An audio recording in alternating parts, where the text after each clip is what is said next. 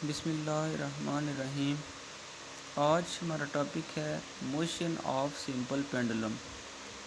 सबसे पहले हम देखेंगे कि सिंपल पेंडुलम होता क्या है। फिर हम देखेंगे कि जो सिंपल पेंडुलम की जो मोशन है वो सिंपल हार्मोनिक मोशन है। तो हम देखते हैं what is simple pendulum. Simple pendulum it consist of light inextensible string and mass attached to its one and.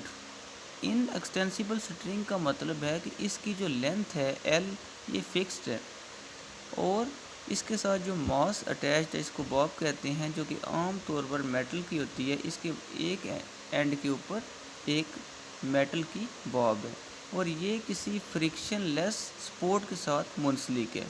तो ये जो सिस्टम है, अगर हम इसको इस मीन पोजीशन से एक्सट्रीम पर लेके जाएंगे तो ये to and fro motion about mean position करेगा, जो कि सिंपल हार्मोनिक मोशन है।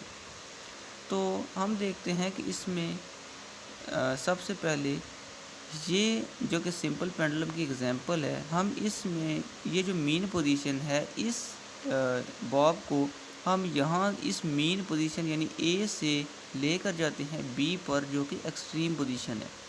जब हम इसको एक्सट्रीम पोजीशन पर लेके जाएंगे तो ग्रेविटी की वजह से इस बॉब का जो वज़न है, वेट है, वो एक्ट करेगा डाउनवर्ड W बराबर mg। और यहाँ पर टेंशन एक्ट करेगी इसकी opposite, tension of string. String में जो टेंशन होगी वो इस वेट के अपोजिट जो है वो एक्ट करेगी। यहाँ पर एंगल थीटा है। अब इसके हम बनाते हैं दो कंपोनेंट्स। इसके कंपोनेंट्स बनाने के लिए हम ये देखते हैं, देखें अगर यहाँ पर एंगल थीटा है, अगर यहाँ पर एंगल थीटा है तो यहाँ पर भी एंगल थीटा होगा। तो थीटा के सामने वाला एंगल साइन थीटा होता है और ये वाला कॉस थीटा। तो अगर इसका वेट एक्ट कर रहा है ग्रेविटी की वजह से डाउनवर्ड, तो ये अगर एंगल थीटा है, ये एंगल थीटा है, तो थीटा के सामने वाला एंगल होगा mg साइन थीटा। हमने इसको कंपोनेंट्स में सॉल्व किया और ये एंगल होगा, इसका कंपोनेंट होगा mg कॉस थीटा। देखिए ये mg कॉस थीटा और इसकी टेंशन, ये दोनों एक दूसरे के एक्ट को, एक दूसरे को कैंसिल आउट कर देंगे। लेकिन ये जो बॉब है ये टुवर्ड्स मीन पोजीशन जाएगी, एक्सट्रीम से मीन की तरफ जाएगी। इसका मतलब है कि इसको मूव कराने का जो ज़िम्मेदार है, कंपोनेंट है, वो है mg साइन थीटा। ये इस टेंशन के साथ कैंसिल आउट हुआ, ग्रेविटी की वजह से mg डाउनवर्ड मूव इसका एक्ट कर रही है और ये जो कंपोनेंट है mg साइन थीटा, ये इसको एक्सट्रीम से मीन की तरफ लेकर जाएगा।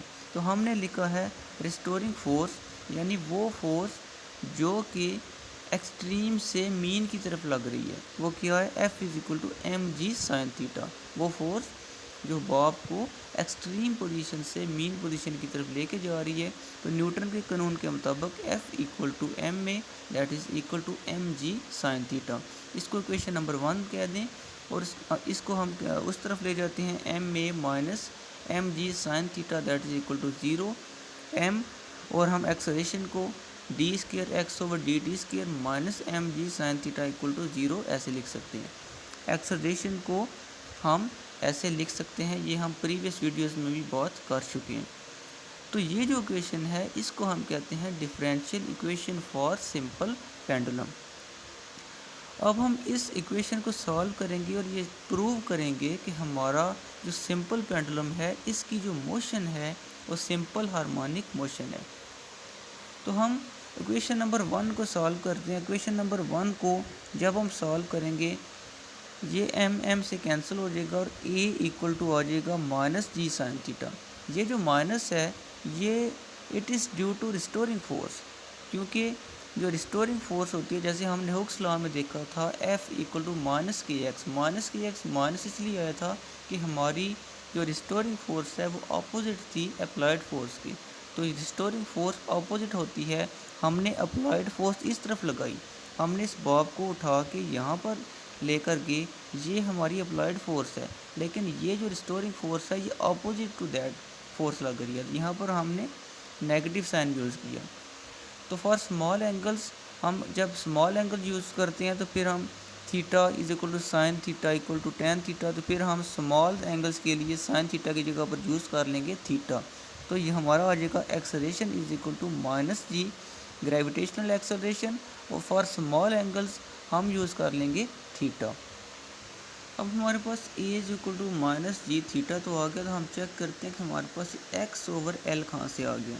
देखिए हम ये जानते हैं सॉलिड एंगल में हमने ये कंसेप्ट पढ़ा था, अगर हमारे पास ऐसे एक सर्कल हो, उसमें से एक 3D एंगल हो, ये एंगल थीटा हो, यहाँ पर इसका रेडियस आर हो, अगर इस पॉइंट से इस पॉइंट तक हम इसको शिफ्ट करें, इस एंगल को ए से बी फ़र्ज़ करें, तो इसको हम एस का नाम देते थे। इसका फार्मूला होता था S equal to are theta. इस चीज़ को हम आर्क बोलते थे, इसको हम कॉर्ड बोलते थे। ये वही कंसेप्ट है S equal to are theta, ये फार्मूला हम पहले यूज़ करते रहे हैं। तो बिल्कुल इसी तरह देखिए सिंपल पेंडुलम में भी हमने बॉब को यहाँ से यहाँ तक शिफ्ट किया, मीन से एक्सट्रीम की तरफ, ये आर्क बन गया। इसकी जो लेंथ थी स्ट्रिंग की वो एल थी, और एंगल हमारे पास थीटा था। तो यही केस बन रहा है, हमारे पास l equal to x theta, जैसे s equal to are theta आया, इसी तरह हमारा l equal to x theta आएगा, और theta equal to x over l. Hope so आपको ये बात समझ आ गई होगी। तो हमारे पास a equal to minus g theta की जगह पर आ गया, एक्स थीटा की जगह पर आ गया एक्स ओवर एल। तो हमने a is equal to minus g over l x. देखें g gravitational acceleration constant, length of the string ये भी कांस्टेंट, ये दोनों कांस्टेंट, तो हम इसको ऐसे लिख सकते हैं directly proportional minus x, acceleration directly proportional minus displacement.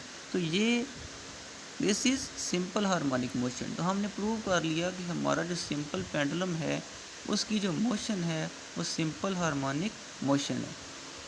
अब हम देखते हैं इसका टाइम पीरियड। टाइम पीरियड होता है time required to complete one vibration. तो हम फार्मूला जानते हैं टाइम पीरियड का, T is equal to 2 pi over omega.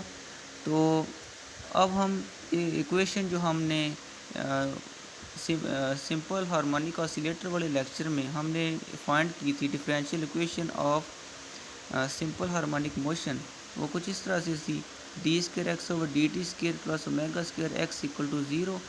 ये उस तरफ चले जाएगा, और ये चीज़ एक्सेलरेशन के इक्वल होती है। तो ये चीज़ हम यूज़ करेंगे यहाँ पर, a is equal to minus omega square x. ये दरअसल इक्वेशन है सिंपल हार्मोनिक मोशन की। और हमने एक्सेलरेशन अभी फाइंड किया है सिंपल पेंडुलम का, यहाँ पर हमने एक्सेलरेशन फाइंड किया है, ये एक्सेलरेशन है सिंपल पेंडुलम का। तो ये मैंने लिख लिया एक्सेलरेशन ऑफ सिंपल पेंडुलम।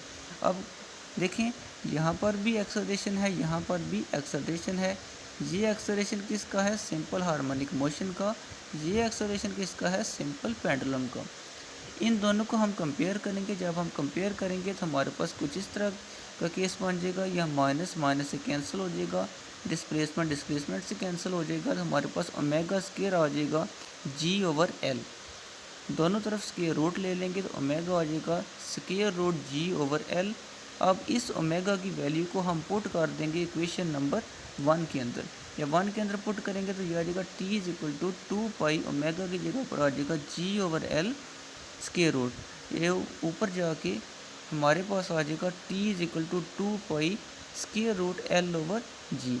तो हमने फाइंड कर लिया इसका सिंपल पेंडुलम का टाइम पीरियड। यहाँ पर देखें कि time period of simple pendulum जो है वो डिपेंड किस किस पर कर रहे हैं। टाइम पीरियड डिपेंड कर रहा है लेंथ ऑफ द स्ट्रिंग के ऊपर। टाइम पीरियड डिपेंड कर रहा है ग्रेविटेशनल एक्सेलरेशन के ऊपर।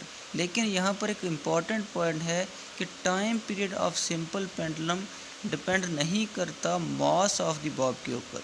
ये इसके 3 जो मेन पॉइंट्स हैं कि टाइम पीरियड किसके ऊपर डिपेंड करता है और किसके ऊपर इसकी डिपेंडेंस नहीं है। अब हम फ्रिक्वेंसी देखते हैं। हमें पता है कि फ्रिक्वेंसी जो है ये रेसिप्रोकल है टाइम पीरियड का। तो फ्रिक्वेंसी को denote n is equal to 1 over T. Frequency को f से भी डिनोट करते हैं, n से भी डिनोट करते हैं। तो n equal to 1 over T, यानी reciprocal of time period that is equal to frequency.